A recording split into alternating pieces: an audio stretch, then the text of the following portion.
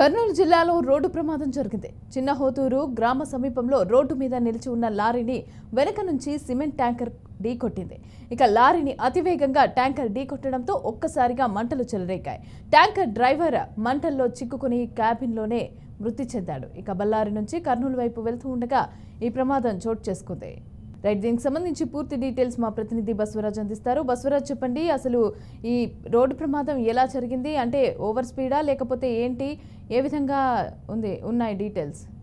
మమత, ఇది ఏదైతే ఆగిన లారీని అంటే సిమెంట్ తేలుతున్న ఒక పెద్ద ట్యాంకర్ ఆగిన లారీని చాలా ఓవర్ స్పీడ్ తో వచ్చి బలంగా కొట్టడం వల్ల ఈ ప్రమాదం జరిగినట్టు తెలుస్తా ఉంది. అయితే బళ్ళారి నుంచి కర్నూలు వెళ్తుండగా ఆలూరు నియోజకవర్గం పరిధిలో చిన్నహోతూరు గ్రామం దగ్గర ఈ ప్రమాదం చోటు చేసుకుంది. అంటే డ్రైవర్ ఓవర్ స్పీడ్ గా రావడం, ఆగి ఉన్న లారీని కొట్టడం వల్ల అంటే అప్పటికప్పుడే అంటే ఆ లారీలోని డీజిల్ అంతా నీకు బ్రేక్ అయిపోయి నిప్పు అంటుకున్నట్లు తెలుస్తా ఉంది. అంటే డ్రైవర్ సజీవ దహనం అయిపోయాడు. ఈ ఘటన చాలా విషాదకరము.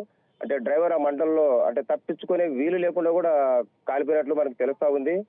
ఈ పూర్తి వివరాలు అంటే మంటకు అదే కారణమా లేకపోతే ఏ రకంగా జరిగింది అనేది మళ్ళీ పోలీసుల దర్యాప్తులో తేలాల్సి ఉంటుంది. బట్ ఈ ప్రమాదంలో లారీ డ్రైవర్ అయితే మృతి చెందినట్లు తెలుస్తా ఉంది మనకు. ఓవర్ స్పీడ్ గా అతివేగంతో ఇది రావడం వల్ల అంటే ముందున్న లారీ ఆగి ఉన్న లారీని తెలుసుకోకపోవడం వల్ల ట్యాంకర్ ని కంట్రోల్ చేసుకోలేక గుద్దినట్లు తెలుస్తా ఉంది మనకు. మమత, పోలీసులైనా ఏమైనా దీనికి సంబంధించి కేసు ఫైల్ చేయడం కానీ దర్యాప్తు చేయడం కానీ ఇలాంటివి ఏమైనా ఉన్నాయా? అక్కడ తీసుకున్నారు పోలీసులు అయితే ఘటన స్థలం చేరుకున్నారు. పోలీసులు వచ్చి అంటే ఈ ఘటనపై ఆరా తీస్తా ఉన్నారు.